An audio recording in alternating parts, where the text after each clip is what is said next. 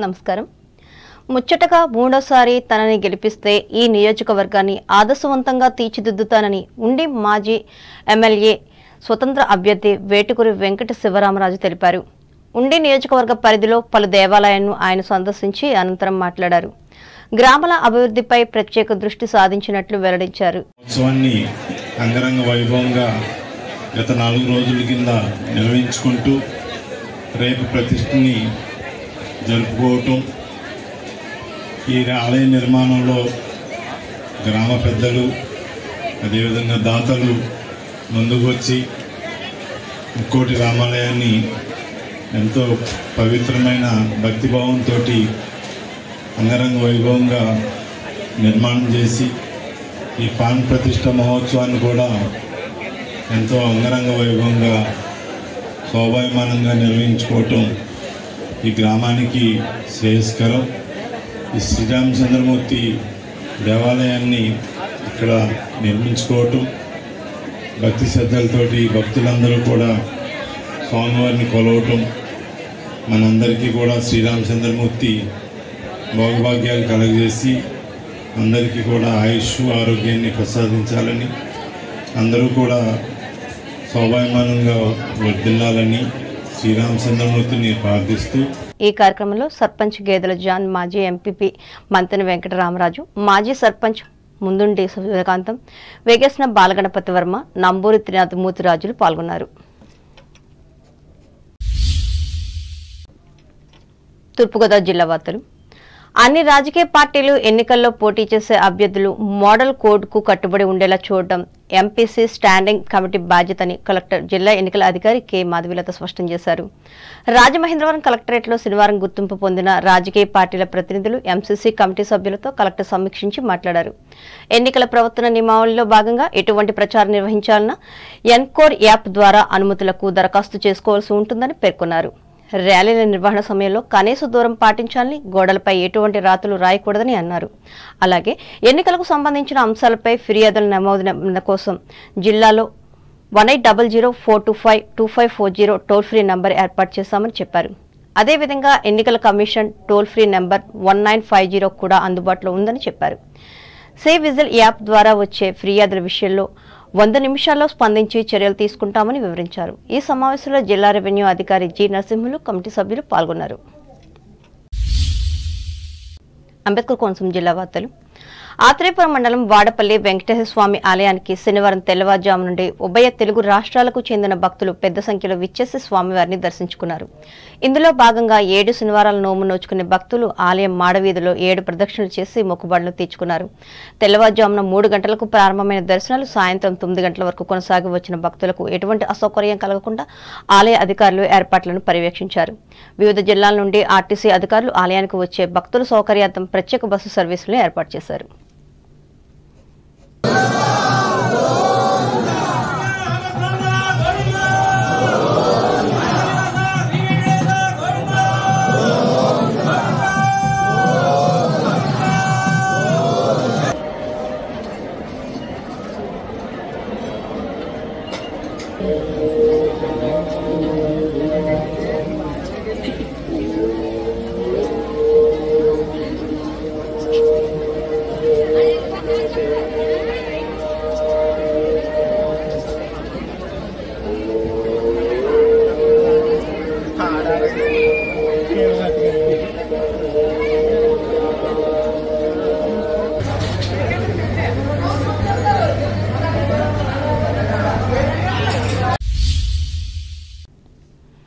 ఏలూరు జిల్లా వార్తలు.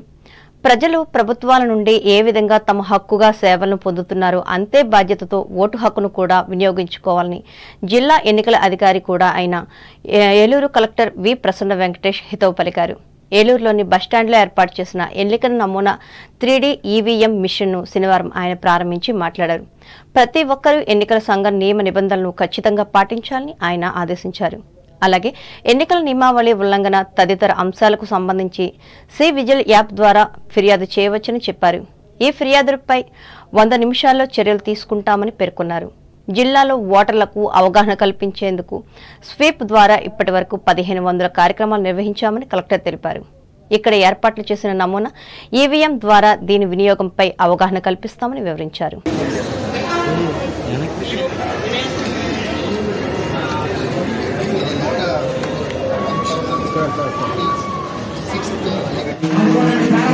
మన ఈవీఎం మెషిన్స్ ఏది ఉన్నాయో అది ఒక డెమో మోడల్ అన్నది ఇక్కడ పెట్టడం జరిగింది. ఎక్కువ మంది ఇక్కడ వచ్చి వెళ్తుంటారు కాబట్టి ఈవీఎం ఎలా ఉంటుంది, వీవీప్యాట్ మెషిన్ అనేది ఎలా ఉంటుంది అన్నది అందరికీ తెలుసుకోవడానికి కోసం ఈ ప్రోగ్రాం అనేది ఈరోజు పెట్టాము.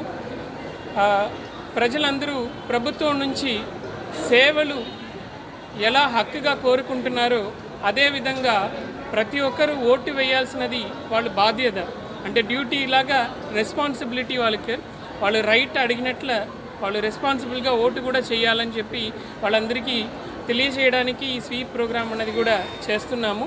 ఈ రోజుకి స్వీప్ నోడల్ ఆఫీసర్ డిపిఓ ద్వారా జిల్లా మొత్తం చాలా ప్రోగ్రామ్స్ కండక్ట్ చేశాము.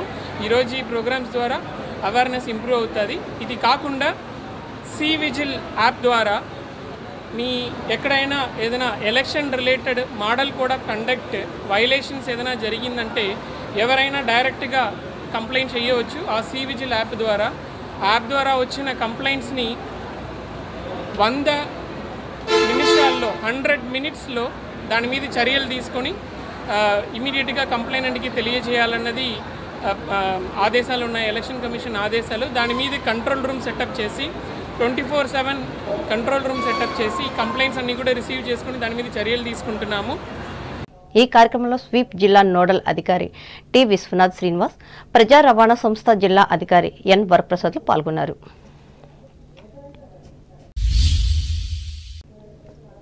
రాష్ట్రంలోని ప్రముఖ దేవాలయాల్లో ఒకటైన ద్వారకా తిరుమల శ్రీ వెంకటేశ్వర స్వామి క్షేత్రం భక్తుల గోవిందనామాలతో మారుమ్రోగింది. శ్రీనివాస గోవింద, వెంకటరమణ గోవింద అంటూ స్వామివారి ఆలయానికి వచ్చిన యాత్రికులు భక్తి విశ్వాసాలతో తమ మొక్కుబడులు తీర్చుకుంటున్నారు. శ్రీ స్వామివారికి ప్రీతికరమైన రోజు శనివారం కావడంతో రాష్ట్రంలోని వివిధ ప్రాంతాల నుండి భక్తులు తరలివచ్చారు. ఆలయానికి వచ్చిన పలువురు యాత్రికులు ముందుగా కేశఖండసాల్లో మొక్కుబడులు తీర్చుకున్నారు. దర్శనానంతరం వారంతా స్వామివారి ఉచిత అన్నప్రసాదాన్ని స్వీకరించారు. అలాగే శ్రీవారి నిత్యాతీత కళ్యాణంలో దాదాపు 90 జంటలు పాల్గొని స్వామివారి కళ్యాణ మహోత్సవాన్ని కళ్ళారా తిలకించారు. భక్తుల గోవింద నామస్మరణలతో ఆలయ పరిసరాలు ఆధ్యాత్మిక శోభను సంతరించుకున్నాయి.